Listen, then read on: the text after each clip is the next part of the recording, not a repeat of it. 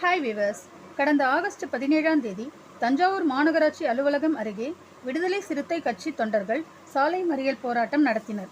அப்போது அவ்வழியே தனது இருசக்கர வாகனத்தில் கடக்க முயன்ற விலார் பகுதியை சேர்ந்த ஆகாஷ் என்ற 26 வயது இளைஞருக்கும் போராட்டக்காரர்களுக்கும் வாக்குவாதம் ஏற்பட்டது. அங்கு பாதுகாப்பு பணியில் இருந்த சிறப்பு எஸ்ஐ அப்துல் ரஹீம் தலையிட்ட போது அவருக்கும் ஆகாஷுக்கும் இடையே வாக்குவாதம் முற்றியது.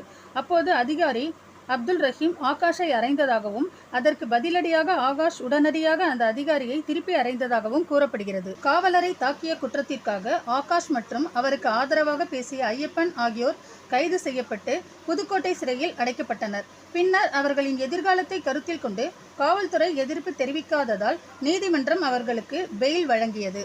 இந்த நிலையில் பெயிலில் வெளியே வந்து ஊடகங்களுக்கு பேட்டியளித்த இளைஞர் ஆகாஷ் இந்த சம்பவம் திட்டமிட்டு நடந்ததல்ல என்றும் கோபத்தில் நடந்த தவறுக்காக எஸ்எஸ்ஐ அப்துல் ரஹீமிடம் மனப்பூர்வமாக மன்னிப்பு கேட்பதாகவும் கூறியுள்ளார்.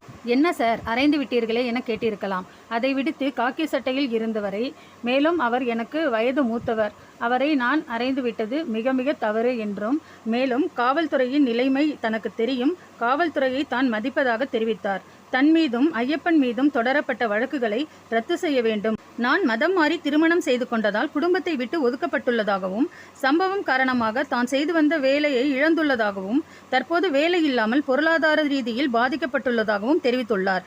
இந்த சம்பவத்திற்கு பிறகு பெரும் மன உளைச்சலில் உள்ளதாக, எங்கேயும் வெளியில் செல்ல முடியாத நிலை உள்ளதாகவும் கூறும் இளைஞர் குடும்பத்தை காப்பாற்ற தனக்கு வேலை வழங்க வேண்டும் எனவும் கோரிக்கை வைத்துள்ளார். ஃப்ரெண்ட்ஸ், இதுலேருந்து என்ன தெரியுது?